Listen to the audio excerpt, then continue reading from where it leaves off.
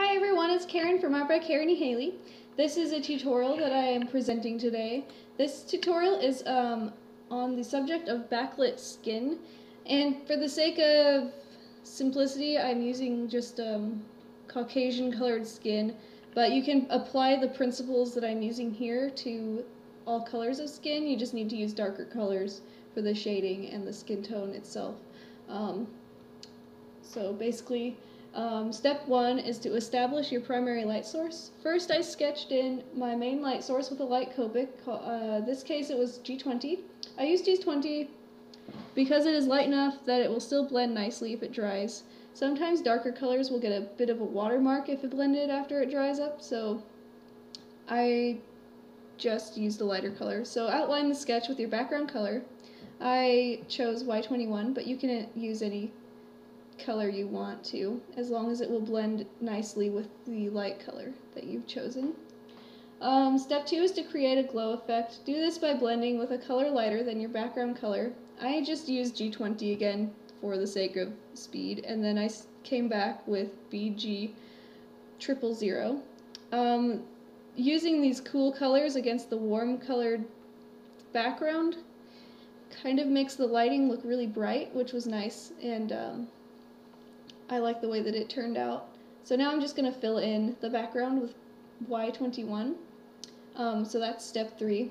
The reason I prefer to do the backgrounds before I color in the figures is because it's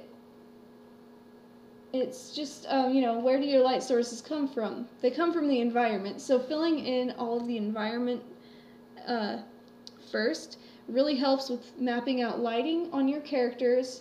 And, several elements of your background affect light sources, such as reflected light and the colors of reflected color, obviously. And then it helps you to map out shadows as well. And that's why coloring the background first is important. Don't forget to blend any rough patches that happen to appear near the glow, like I'm going to be doing here in a few seconds. Just to make it a little bit more blended. And then after that, you'll see me map out the direct light and reflected light areas. G20 is the color I used for the reflected light, which is kind of like the areas underneath the elbow and on the lower side of the forearm and on the lower side of all the fingers. So that's the color I'm using. And then on the upper sides of all of those, I'm using Y21. I like to keep my color schemes a little bit more continuity related, I guess.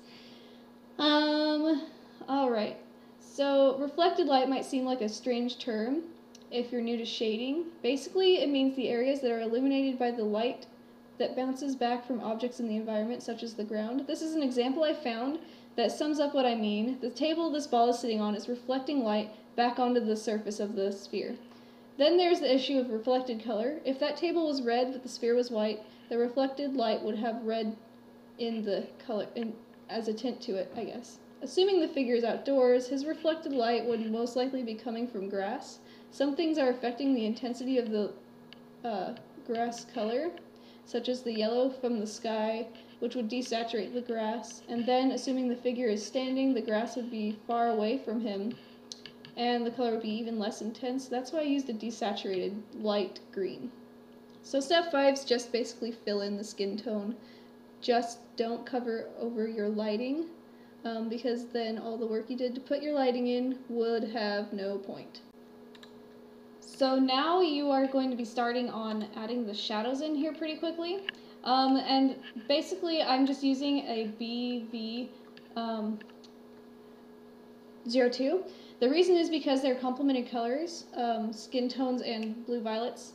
They're opposites on the color wheel, in other words. Illustrate the contours of the muscles in the arm with your shadow. The shading is going to be quite dark because of the contrast of the bright direct light source. Notice the shadow is darkest where it borders the lighting from the direct light.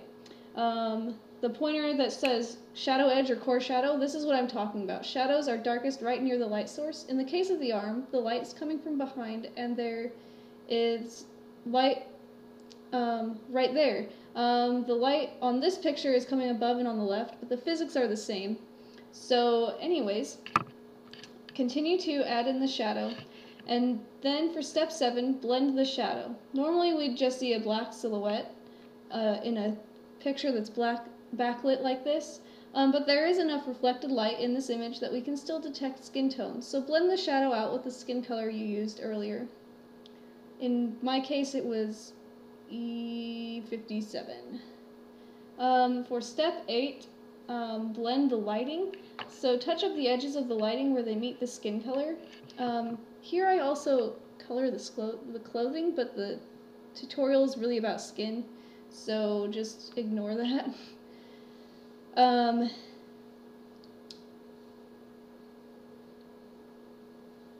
And I guess I don't know, you can just watch me color. Sorry if this is a little bit out of sync with the clips and my talking. I have a lot of information I have to get across, and I hope that I'm not bombarding you. And if I am, I do apologize. I am in kind of a hurry, so I've taken several takes for this, and it's getting kind of annoying. But anyway, back to the arm in just a second. When you start coloring on the arm again, you're going to add more contrast to the shadow. The brightness of the light will be intensified by a darker shadow, and I want that light to be really bright. So basically just bring that shading color back in and darken the edge of that color, and then you're going to come in with a darker skin tone than the one before. In my case I used E11, and I used it to blend the darker shadows out even more. There you have it, basically, all of the different steps for a nice backlit arm. I hope that this was helpful. I really do apologize for the headlessness of this guy. It looks kind of weird, and I just wanted to deal with the arm. But I hope this was helpful. Thank you so much for viewing. Have a great day. Leave a favorite, like, subscribe if it helped you, and I'll see you later.